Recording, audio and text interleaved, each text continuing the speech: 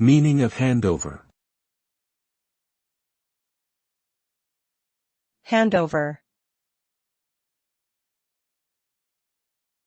Handover. Handover. Handover.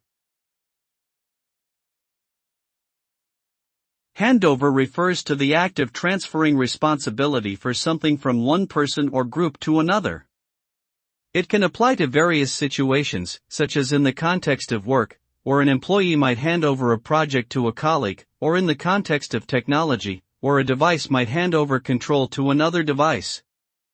The result of a successful handover is that the new person or group takes over responsibility for the task or function and is prepared to continue it effectively without disruption.